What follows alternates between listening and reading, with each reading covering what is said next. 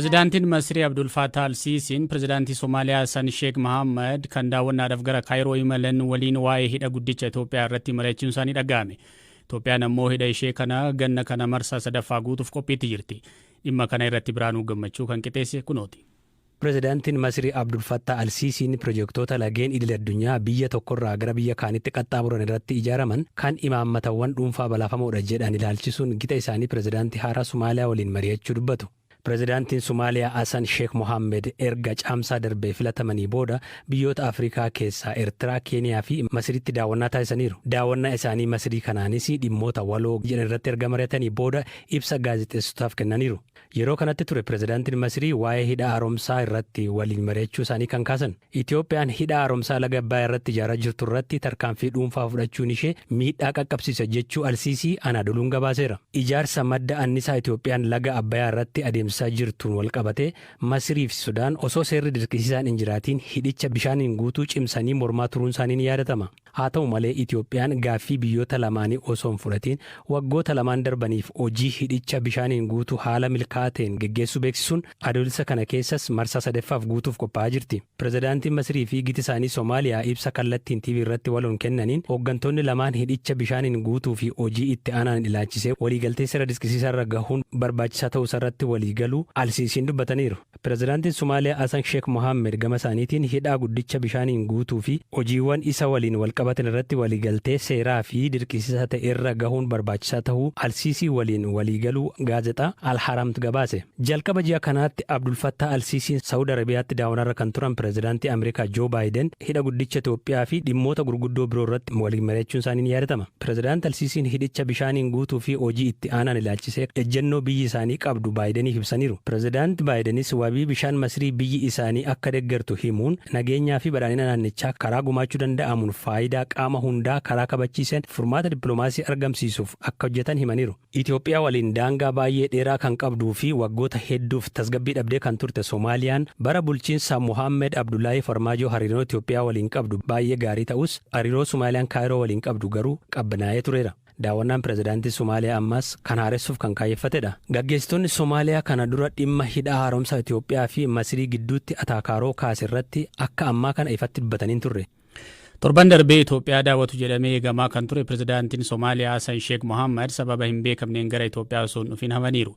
Dhimma hidha haaromsaa gaggeessitoonni lamaan dubbatan irratti gama Itoophiyaatiin wanti jedhame hin jiru.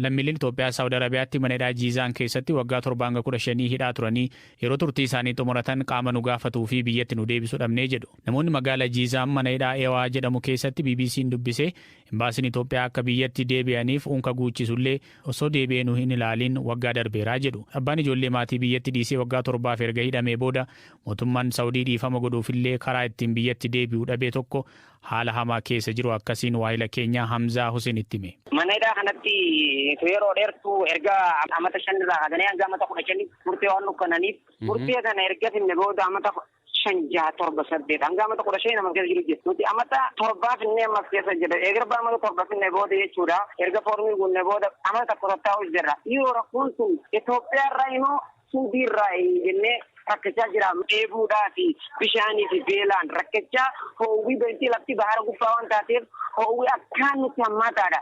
Namni keenya guyyaa irraa mataan baqaqee mana yaalaa nuuf hin geessan qoricha argachuu hin dandeenye qulqullinni hin jiru.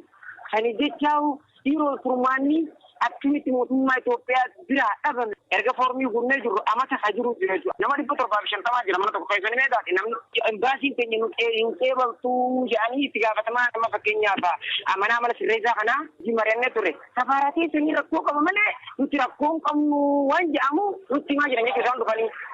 Bakka sanatti bakka kun bakka hamuudha. Guyyaadhaan namni lubbuun nurraa dabraa jira. Imbaasiin keenya nama tokko takkaa dhufee isin maal taatan waan nuun jaa'u bakka kanatti amata 7 fayyadamee jiru kana nama takka gara guyyaa takka. Mootummaan Itoophiyaa maaliif gara biyyaan deebisne amma lammiilee warra kaan gara biyyaan deebisachaa jira. Isin argine moo maalirra? Yaa rafaadhaa kan galle namoonni keenya namaa fi dhibbisa bakka kanarra. Ergas booda bakka kana namni tokko golee hin jiru namni tokko. Saniif jecha amma nuti namni bakka kanatti waggaa dheeraa maneedhaa turee har'a dhiigama mootummaan Suudii godheef nama 750 yeroodhaan dhufanii geejjiba nutti himaa turan jechuudha. Hatta itti gaafatamaan mana amala sirreessaa bakka kanaa jechuudha. Wajjin marii gooneeti. Erga marii goone booda marii feenya akkam nuun jedhe ni beektaati. Guyyaa 15 booda Arafaa guyyaa 2-3 booda ni galtanii.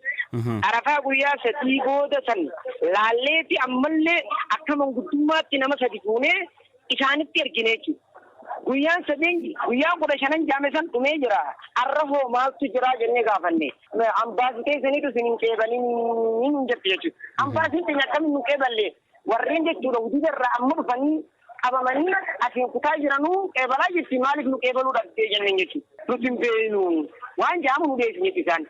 Ammoo erga deemanillee maariidhaati warreen jechuun safaaraan bakka buufattee ambaasaaddorni safaaraadhaa bakka buusanii asitti ergan sun biyyoonni galaan kaasan jechuudha. Akkuma namni kun jedhan BBCnis gara hojjetoota qoonsiilaa fi embaasii Itoophiyaatti irra deddeebiin bilbiluus hin kaasan. Kana malees gaaffii birmannaa lammiileen mana hidhaa Saawud Arabiyaa Jiizaan keessa jiran dhiyeessan ilaalchisuun ministeera dhimma alaa Itoophiyaa qunnamuuf yaalii taasifneera. Ministeerichi gaaffii lammiileen himatan kana karaa toora imeeliin akka erginuuf nu gaafatanii imeeliin keenya isaan qaqqabus hanga har'aatti deebii nuuf hin kennine.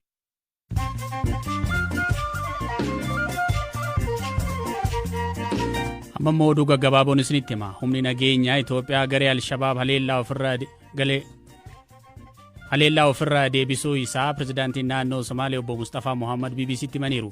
Guyyaa irraa bakka Alshabaab haleellaa itti gaggeesse ture aanaa firfeer qaaman dhaqaniis akka achitti argaman dubbataniiru. Garee Alshabaab guyyoota darban daangaa Itoophiyaa seenuun haleellaa gaggeessuun isaanii yaadatama.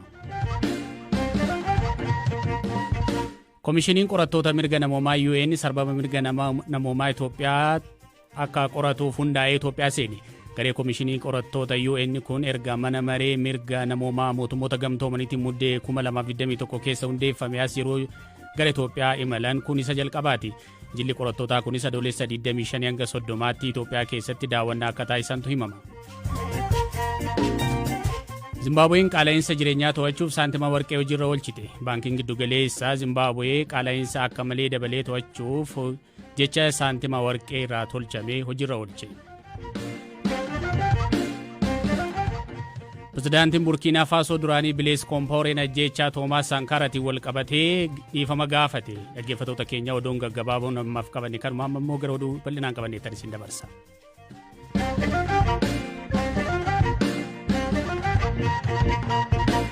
Ministeerri dhimma alaa Raashiyaa Sargee Laavrov Itoophiyaa dabalatee biyyoota Afrikaatti daawwannaa taasisaa jiru. Daawwannaan Sargee Laavrov kun yeroo waraanni Raashiyaa fi Yuukireen akkaan hammaatee jiruttidha.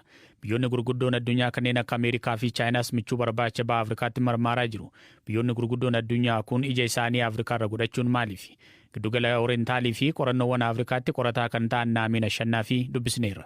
Sargee Laavrov የአፍሪካ ጉብኝታቸው የሚሆነው Sargee Laavrov Afrikaa daawwachuun isaanii qoqqobbii dinagdee fi dippiloomaasii guddaa biyyoota lixaarraa irra gahaa jiru qabbaneessuu fi michuu barbaachaaf fedhii qaban irraa kan ka'e natti fakkaata. Waraana Yuukireen booda walitti dhufeenyi dinagdee hedduun Raashiyaan biyyoota lixaa waliin qabdu keessumaa kanaannisaa fi boba'aa danqaa cimaan mudateera. Biyyoota lixaa biratti Raashiyaa kophaatti hambisuuf yaalii guddaatu jira. Dhiibbaa biyyoota lixaa kana salphisuu waltajjii addunyaa irratti biyyoota Afrikaa of wajjin hiriirsuu cimanii mul'achuu dhiibbaa biyyoota lixaa jala dhaabbachuuf humna qabna ni dandeenya. Humna keenya ijaaraa jirra. Isin dura dhaabbanna ergaa jedhu dabarsuuf daawwannaa taasisaa jiru natti fakkaata. Addumatti baha Afrikaatti biyyoonni akka Ameerikaa fi Chaayinaa ergama addaa ramaduun wal dorgommiitti jiru. Raashiyaan daawwannaa kanaan dhiibbaa dippiloomaasii biyyoota lixaa qolachuun alatti baha Afrikaatti dhiibbaa gochuuf kan male ta'uu danda'a kan jedhuuf Naamiin akkas jedhu. Baha Afrikaatti Raashiyaan qooda fudhattu guddaadha. Ammas taanaan naannoo kanatti humna waraanaa cimaa ijaaruuf hojii guddaa hojjetaa jirti. Waliigaltee isheen mootummaa Sudaan wajjin taasistee turte yaadachuun ba'ee sanatti fakkaata. Dhiibbaa duraan qaban itti fufsiisuu ni barbaadu. Kanaan dura manni maree nageenyaa lola Tigraayitti gaggeeffamaa tureen wal qabatee murtee garaagaraa yeroo dabarsuuf jedhutti murtee sana adda durummaan mormaa kan turan Raashiyaa fi Chaayinaadha. Kanaan wal qabatee walitti dhufeenya gaariitu jira kan jedhu yaada keessa gala. Kanaaf walitti dhufeenya dippiloomaasii akkanaa cimsuufis kan kaayyeeffate ta'uu danda'a. Mootummaan lola Tigraay karaa nagaatiin xumuruuf fedha agarsiise keessattis gahee keenya bahuu qabna fedhii jedhus qabaachuu malu. Akkasumas dhiibbaa Chaayinaa fi Ameerikaan naannichatti taasisaniin wal qabatee Raashiyaanis isaaniin wal qixa yookiin isaaniin olitti naannichatti dhiibbaa uumuuf kaayyoo qabaachuun qaama daawwannaa kanaa ta'uu mala. Yeroo biyyoonni kun gaanfa Afrikaatti faayidaa isaanii kabachiisuuf wal dorgomaa jiranitti Itoophiyaan maal gochuu qabdi? Akkamittiin faayidaa ishee eegsisuu dandeessi kan jedhuuf inni guddaan rakkoo keessoo ofii furachuudha jechuun dubbatu qorataan kun. Nagaan keessoo baay'ee murteessaadha. Dhiibbaan kamiyyuu kan si jilbeeffachiisu nageenyi keessoo yoo laafaa ta'edha.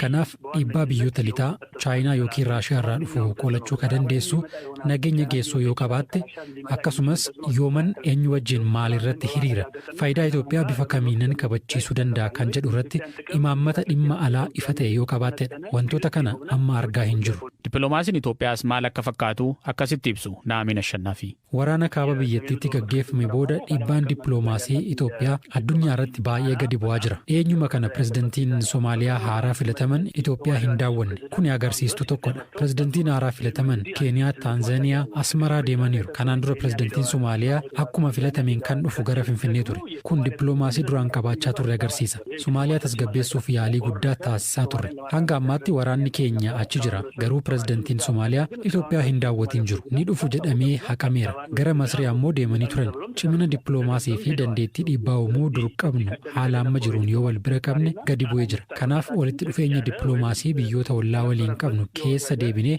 seeraa fi imaammataan kan gaggeeffame ta'uu akka qabu namatti agarsiisa. በህግና በፖሊሲ ማዕቀፍ የታጀበ ሆኖ መጓዝ እንዳለበት የሚያሳይ ነው።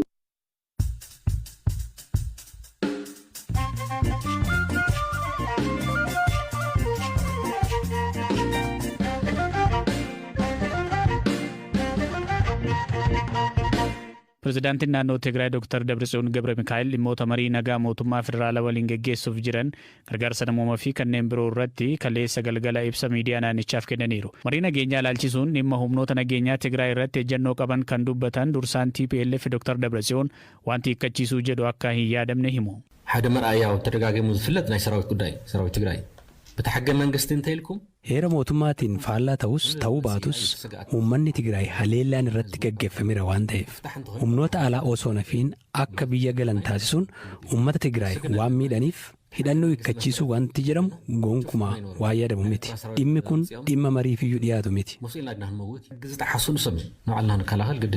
Dhiyeessiin gargaarsa namoomaa fooyya'aa jiraachuu kan ibsan dursaan TPLF kun tajaajilawwan bu'uuraa kanneen akka intarneetii, bilbilaa, baankii fi ibsaan waggaa tokkoof cite rakkoo uummata naannichaa ammeessaa jiru osoo gadi hin dhiisin marii akkamii gaggeessuu dandeenya jechuun dubbatan. Marii nageenyaaf qophii akka ta'anii fi garee Tigraay bakka bu'us akka qopheessan himaniiru. Gaaffii walqaa'itiin wal qabatee ka'u irrattis akkas jedhan. ምዕራብ ትግራይ ናይ ህዝቢ ትግራይ lixa Tigraay irratti mariin hin barbaachisu. Bu'uuruma heera mootummaatiin ta'uu qaba. Hanga ammaatti garuu nuuf hin deebisiin jiru. Kanaaf mariin nagaa akka jalqabamuuf isaan kunneen haaldureewwan barbaachisan. ቁልፍ ጉዳይ ክፍላለና ተቆናጠረ ኣትዩ ግን ዘይዓንቀፍቀፍ ከኣተሎ ናይ ህዝቢ አገልግሎታት ዝበሃሉ ዝዓፀኦም ይልቀቀም። Hordoftoota keenya sagantaan keenyarraaf qopheeffanne asumarratti xumurree jirra. Sagantaa kana qopheessuun Biraanuu Gammachuu dhiyeessuun hiikaa fi tasaa ogummaa teeknikaatiin Deevis Masaarusii waliin turree boroo walitti deebinaa nagaan tura.